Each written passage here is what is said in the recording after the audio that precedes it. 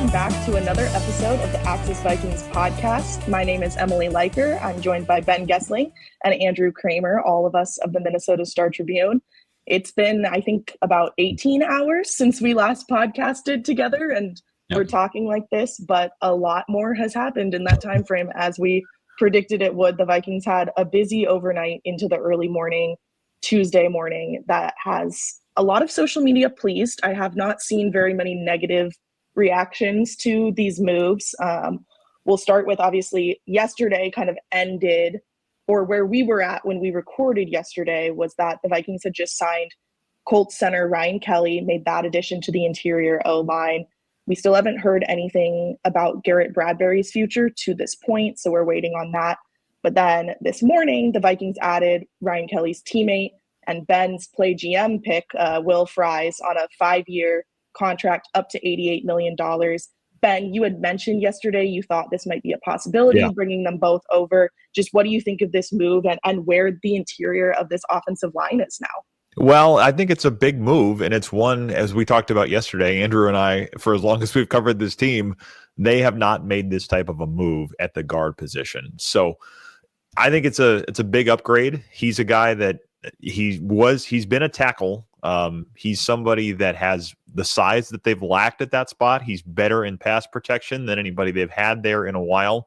He's coming off of a broken, I believe it's a tibia fracture that he had last season that limited him to 4 or 5 games. So they do have to make sure that he's going to be healthy. But I think he was a guy that was a high priority for them. Signing Ryan Kelly probably helped them in terms of winning a bidding war, because my understanding is there was a lot of interest from other teams in this thing. So they get that done, and it will change, I think, the complexion of that offensive line. As for what it means for Garrett Bradbury and all of this, with Ryan Kelly being here, I do wonder where that's going to go, because they would save, I think, $3.5 million if they cut him. And I think I talked to a couple people last night that think he will be a guy with a strong market if he does get cut. But they may try to hold him and see if they can get something for him in a trade, whether it's now or whether it's, in a month from now or something like that. But he played a little bit of guard in college. We talked about this a little bit yesterday. I don't know that that's going to be the fit, especially with Blake Brandel probably still there on the left side. But the Bradbury angle of all of this will be interesting to watch as they go through with this with the offensive line. But, we've talked about it. This was a priority for them, understanding that you're going to have to spend to get it done. And they make the move that I think was a top priority for them going in. And they get a guy that I think gives them a lot of the characteristics that they want at that spot. Andrew, does it feel like this 11-year drought of interior offensive linemen is over? Yeah, hey, maybe it might be. They're showing no hesitancy to swing on guys who are coming off these injuries. We'll talk about the defensive linemen too, but Ryan Kelly also did not have a very healthy season last year and has kind of a laundry list of stuff he's dealt with in his NFL career. So they're banking on their training staff. And Ben mentions that we have not seen this kind of move, both at the $17 million per year guard level, and then also at the $9 million per year center level. When they extended Garrett Bradbury, it was on this cheaper $5 million a year deal that, as Ben, as you mentioned, is pretty tradable. Yeah. I wouldn't be shocked if they're looking at Seattle and saying, "Hey, you got Darnold. Do you want a center too?" Something like that. Just because then they need a center. The Seahawks need a center. Yeah, and I just don't know what the Vikings would do with two centers who don't have experience at guard, who make a combined what would be a presuming we don't know Ryan Kelly's cap hit at this point, I don't think, but no, we don't. If he's making $9 million per year and Garrett's making $5 million, $14 million a year and between two centers, and unless you're playing both of them, I'm not sure what the plan is. So it makes Garrett's future obviously interesting, and then with Will Fries to spend $17 million a year on him. That's kind of where the guard market, and we mentioned it last night, it seems like that's where that guard market was going. The Packers probably did them no favors by paying Aaron Banks $19 million a year for a guy who was pretty mediocre, according to Pro Football Focus, during his time at San Francisco. And they get Fries, who, Ben, you mentioned he was pretty good the last couple years, and then gets hurt. Was playing very well before he got hurt in week 5 last year. So it's a huge commitment. They put their money where their mouth is. They talked about this. And it goes to show that this front office and coaching staff doesn't do a whole lot of talking just to soothe concerns. They usually say what they mean, and they try to go out and do it.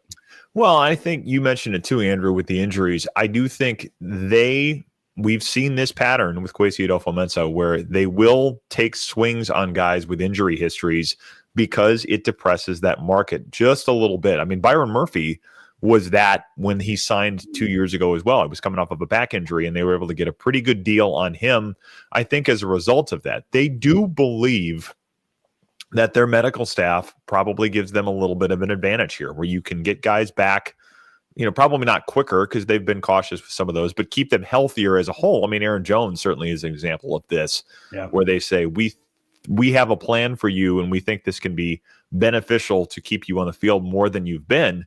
So I do think they feel like they can get some surplus from that. It hasn't worked all the time.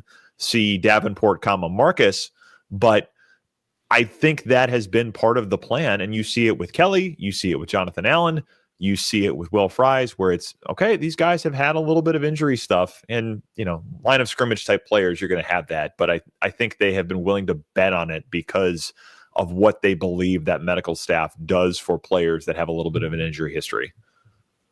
Andrew, you had mentioned there's obviously not a lot of sense in keeping the two centers. And I wanted to bring up Michael Juergens, who we had also talked about. He was someone they were maybe considering as the backup center, or have considered, but he's a guard. So where do we think he kind of fits into this calculation that they're doing now at the center position? Oh, we haven't heard that they during practices throughout last season, we had heard that they moved Walter Rouse into the guard spot to start working there with an eye on 2025. We didn't hear that about Michael Juergens. I remember Blake Brandel telling me, because I had asked him in December, just like, who is your backup center? Like, we hadn't needed to really know that at any point. And we watched the guys. There's 4 guys who take center reps every practice, but we don't get to see the second team offense, third team off. We don't get to see the whole depth chart throughout practices during the season. And he said, oh, it's Michael. It's been Michael the entire time. And it was interesting because he's not a special teamer. He was active for every game, but didn't really get into any games, if I recall correctly. But they are high on him as a center. And so that too, where I think there was somebody on social media last night who had mentioned, well, this only makes sense to move on from Garrett if they have somebody young they like. And from what we've heard, they do. I think it was Ryan Grigson, their assistant GM, after Kwesi drafted Michael Juergens in the 7th round, said, we view this guy as a potential starting center one day. And those things change, certainly, once you get a guy in the building. But everything I know is he took all the reps as that second team center last year. Yeah, it seems, I mean, everything I've heard as well is they're fairly high on him, and there's still a need for a long-term center. I mean, Ryan Kelly does not preclude that from happening. It does probably mean, at least for 2025, we'll see what the deal looks like. My guess would be that they'll have some wiggle room on it in 26, but it does, you probably put that position to bed for this year. I could see if they feel good enough about Juergens in a year that maybe you look at doing something there. It does solve things for the time being, though. And I think especially if you are going to go with J.J. McCarthy, which every indication right now is that they're going to do that. We'll see if anything prominent or otherwise changes that. But if you're going to go with J.J. McCarthy, having an experienced center, a guy that's been to 4 Pro Bowls, a guy that has seen a lot in the NFL. I mean, Garrett Bradbury has too, but they obviously view Kelly as an upgrade, and Ryan Grigson drafted Kelly in Indianapolis. So I think there's probably a benefit to McCarthy that they're after here as well. That's the interior offensive line. We also got some moves on the interior defensive line. Andrew, yesterday and into last night, we knew that Jonathan Allen, defensive tackle Jonathan Allen, was visiting TCO, had been around Minnesota. I think it was 1 a.m. last night. So after Ben's late shift ended, and I went to bed 20 minutes before that stupid thing happened. I cut it off. I should have just stayed up a little longer.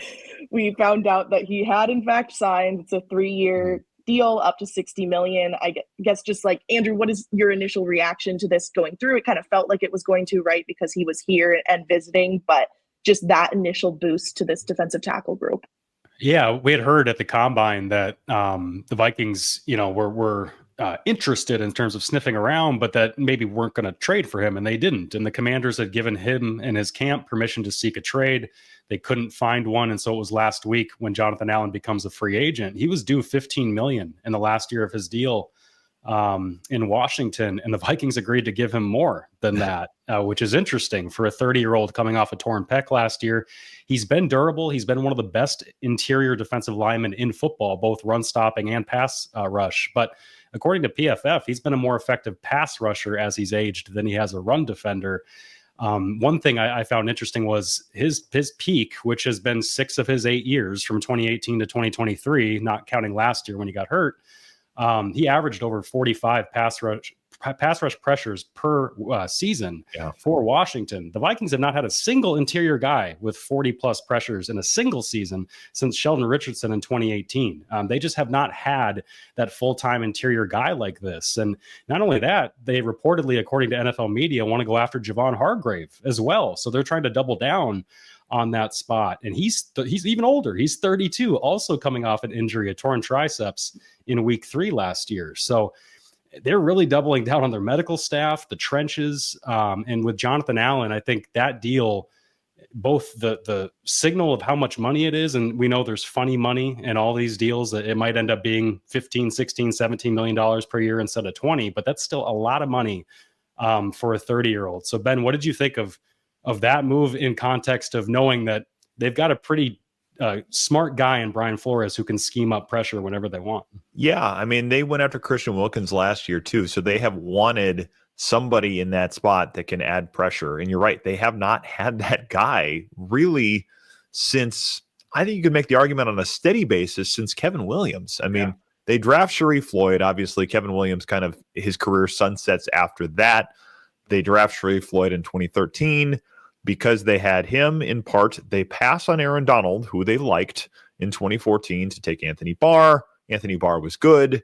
Aaron Donald is generational. So, that's probably not one that aged as well as it could have. But they have not, when Floyd gets hurt because of that injection that basically made it so that I think it was his quadriceps muscle would not fire properly after that surgery he had.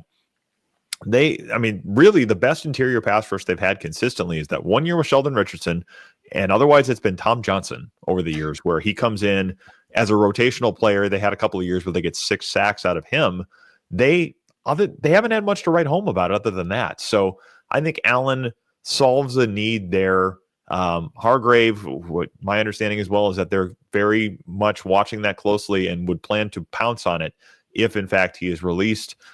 It changes the picture of what they can do there. And maybe if you get both of them, it's a little more of a rotation. It's an expensive rotation, but this is what you can do if you're not paying a quarterback a lot of money. You can splurge a little bit on these guys that you can say, okay, if we get a year or two out of this, it buys us time. That's the other thing, is it buys them time to develop somebody. You're not asking a young guy that they may draft this year to say, hey, you got to come in and play 700 snaps in year 1. You have a little bit of time to do a rotational role, to be a fresh set of legs late in the season, to kind of learn, to grow, to be in the weight room. I think it does provide a little bit of cover that way as well. Yeah, so the Vikings are waiting for Hargrave to be released by the 49ers. There's an expectation that he's going to sign. That's been reported nationally, but we don't have confirmation on that yet. We don't know that he's signed yet. They're waiting on all that to happen. In other moves, probably the big one that we haven't even mentioned thus far was last night. Byron Murphy does get re-signed. So they bring back their big piece on the defensive side of the ball at cornerback.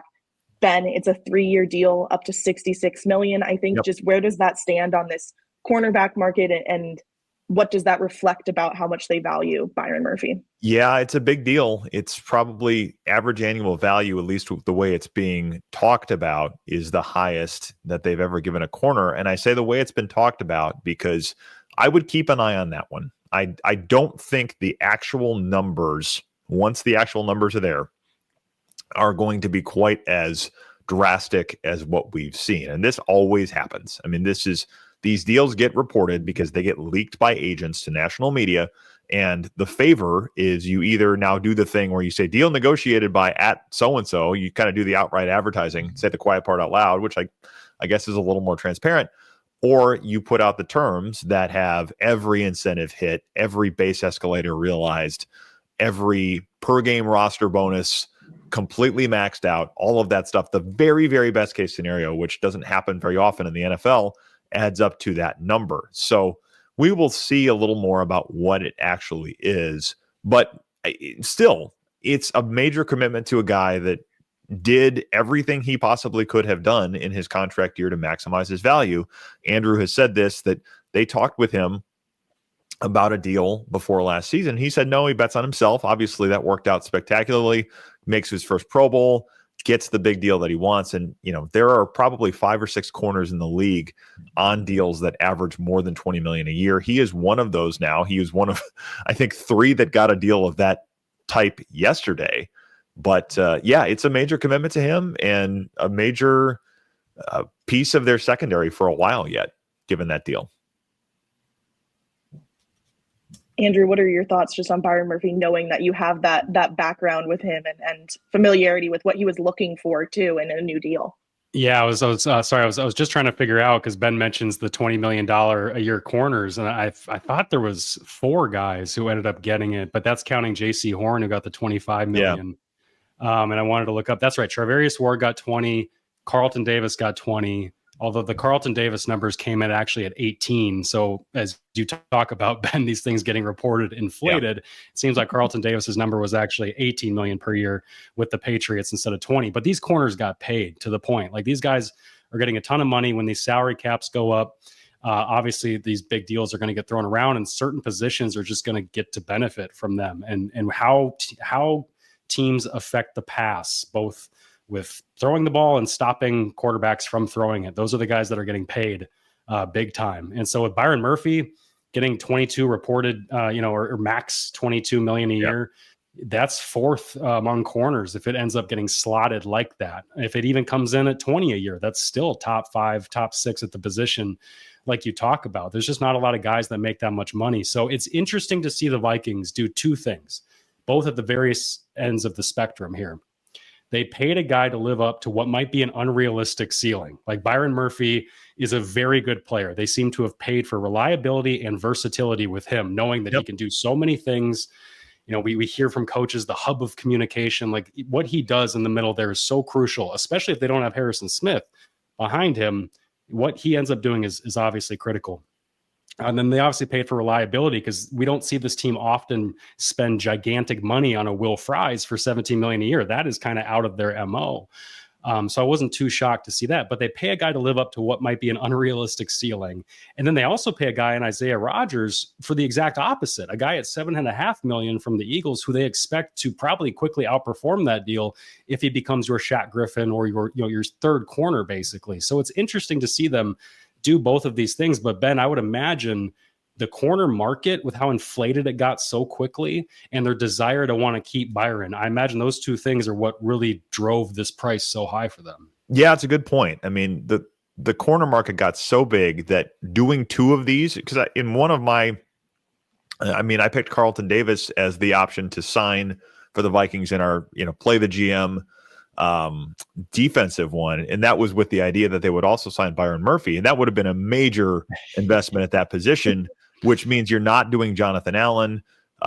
You're going to have to probably skimp on some other things, but if they had done that, then you're kind of set on those spots. But it also would have been extremely expensive to do it. So the Isaiah Rodgers move is probably a little bit of a counterbalance to what they did with Byron Murphy. And the Rodgers deal, when we talk about $15 million a year, I mean, that's a great example of this. There are, I think, $2 million of incentives based on playing time and whether he makes like all pro teams or, gets votes for other things that in both years of that deal, he could maximize. So you can essentially say 4 million of that is based on incentive. And when you actually look at the numbers, it's in the 11.5 range for 2 years. I think it ends up being actually 15.5 if he maxes it out. So that's another example of when we're talking about that deal, it's not really 7.5 a year. It's probably more in the 5.5, 5 3/4 range. So that's an awfully reasonable price. And if he plays and you get Mekhi Blackmon, that's a nice kind of complement to what they had to do with Byron Murphy. I do wonder, I mean, you mentioned a lot of these things are against their MO, which I agree. I wonder how much that reflects the pounding the table that was probably done in some of these meetings over the last few weeks between the head coach and the defensive coordinator in terms of, I need this for my side of the ball to be able to function better. And then they say, okay, let's go get it done. So I'm fairly certain that was the case on the guards, and I would not be surprised if Brian Flores was saying the same at the cornerback position. And to wrap up the secondary conversation, I will add as well that this year's draft class for cornerbacks is also considered to be pretty good. So they could definitely pick up another body there for cheap too, as well, considering how much they just spent on the Murphy deal. And then we mentioned just one more. We mentioned Harrison Smith as well, and not knowing kind of his future. I believe we have a deadline of Saturday to know whether he's returning or not. So that question is one that should get wrapped up this week, whether he'll return in 2025 or not. The big departure news, not quite as big as yesterday's quarterback departure, but certainly still an interesting cog in the Vikings' plans for next season, and then the quarterback market overall, is that Daniel Jones is leaving for Indianapolis. He'll join Cam Bynum there. He has a 1-year, $14 million deal, I believe it is, 13 or 14. And so now the Vikings all of a sudden really just have J.J. McCarthy in there. Brett Rippon's signed as well. He has another year. But they're going to need to sign someone, and the available quarterbacks on this market are quickly dwindling. So where do we think we stand with that, Ben? There are some names on that list, and two of them have visited a particular amount of harm on Vikings fans over the years in different ways. One in the regular season, one, well, I guess both in the regular season, one also a little more in the playoffs in a particularly frigid afternoon at TCF Bank Stadium in 2015. But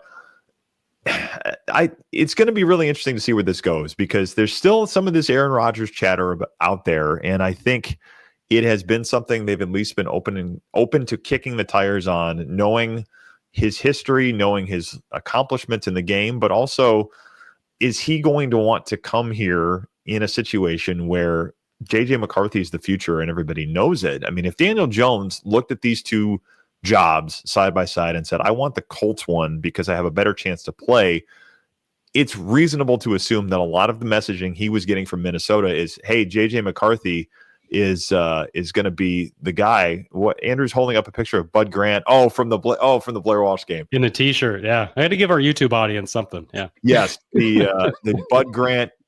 You can think about that as the Blair Walsh game, or you can think about that as the Bud Grant going out in sub-zero weather in a polo shirt, badass move game. Either one works. Bud, rest in peace. That was quite a moment when Bud walked out there, and I think. Did it get kind of said that he handed Roger Goodell his coat? Like he had a coat on and basically handed it to Goodell and said, hey, hang on, I'm going to go out there and mix it up. There's buddy Joel, I'm just going to call him out. Joel, I'm doing a podcast right now. I'm not going to text you back about Aaron Rodgers. We will get to it later. Just listen to the podcast. People want to know. The people want to know. Anyway, so all of the quarterback stuff, it's going to be interesting to see where that goes with Rodgers, because I don't know that it makes a ton of sense. I'm sure you have the conversation, but if McCarthy is going to be the guy and everything seems to be looking like they're going to go forward with that, I'm not sure how interested Rodgers would be in signing up for that. There would have to be so many conversations that people would have to feel good about, that it just feels like a hard one to pull off. I was trying to, figure out if Bud Grant indeed gave Roger Goodell his coat, but I could not quickly figure that out. I hope it's true. But yeah, it's an interesting situation. And there's a question that I got from somebody that I want to throw out to you, Ben, from Skull87. He had mentions he says, I thought that the Vikings would have been in on Daniel Jones at what the Colts offered, which was reportedly 1 year, $14 million up to $17 million. It's a pretty good deal for Daniel Jones going to Indy. But he says, does the Vikings not offering that signal an overall higher confidence in J.J. McCarthy being the starter this year, that they weren't willing to throw more money at another guy to come in? I mean, what do you think about that? Or do we need to see who they bring in before we have any idea? Yeah, I mean, it's kind of funny because I think all of their moves have indicated that they want McCarthy to be the guy. I mean, again, like we're saying, if Daniel Jones was going to say, no, I'm good, that was probably based on communication from the Vikings. So everything seems to be lining up that way. And they've also been spending money as if JJ McCarthy is going to be the guy. Now, we do need to see a lot of these numbers, because my guess is once we see the cap hits for 2025, we're going to say, oh, that's a lot less than we thought it was in terms of how much they spent. And then the corollary to that, obviously, is they have a lot more money to still use on the market. But it could all change if somebody says, you know what, let's bring in one of these veterans and let's try to figure it out in training camp who's going to be the guy. That feels like an odd move to me in a lot of ways, because this thing seems so set up to be JJ McCarthy's show. But, do you try to get cute with it, or do you try to say, let's have both of these things available to us at one time? I mean, all it takes probably is Kevin O'Connell saying, you know what? Yeah, I'm on board with this. But until that happens, it certainly looks like they've been kind of following their plan pretty closely to this point. Aaron Rodgers is a very distinct personality as well, which I think is something that factors into the equation with how the Vikings have built their locker room in recent years, what they value in players who are in positions of leadership, and in looking for a mentor for JJ if they were doing that. It just, I don't know if it fully aligns with their values to bring him in. But I also lean in your camp, Ben, and that I don't see Aaron necessarily being ready to give up a chance at a starting role, which there still could be for him in New York with the Giants, or the Titans still need someone, or the Steelers, which, I mean, that he's been rumoredly linked to that job. We'll see where that goes with Russell Wilson also in the mix there. Yeah, and now just to play devil's advocate, I guess, on this, their interest at all in Sam Darnold, we could debate on how real or just open it was to a guy that they like a lot in terms of how real was their interest. But if they had any interest at all, then they're open to JJ McCarthy sitting, right? Yeah.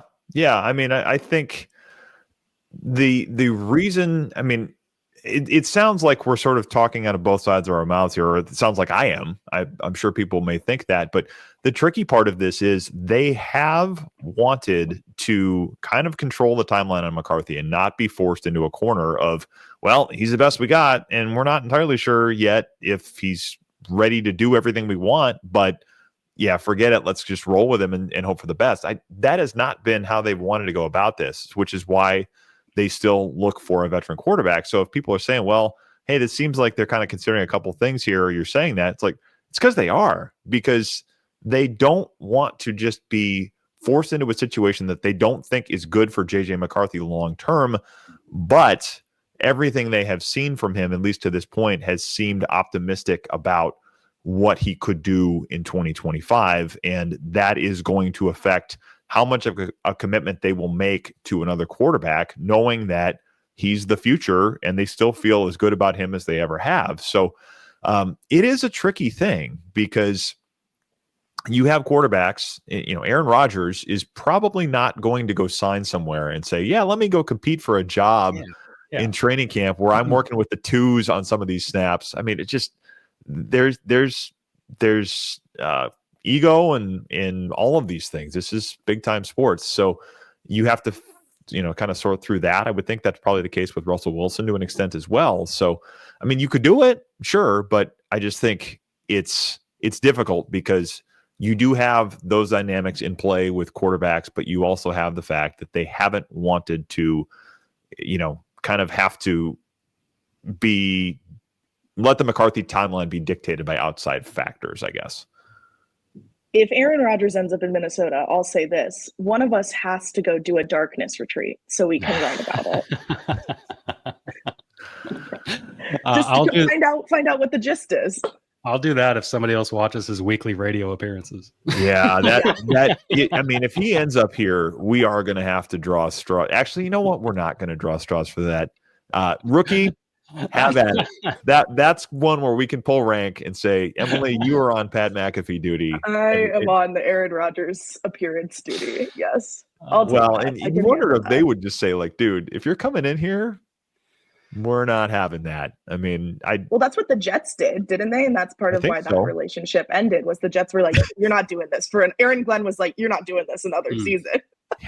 Yeah, it's just you'd just be inviting so many things. You're not just getting the 4-time MVP quarterback, you're getting everything that comes with him, and it would just be really difficult to square that with how they have operated on a lot of other fronts to this point. Unless they have such confidence in their system, their locker room, their culture, the big C word. If they have such confidence in it that not even an Aaron Rodgers will shake it.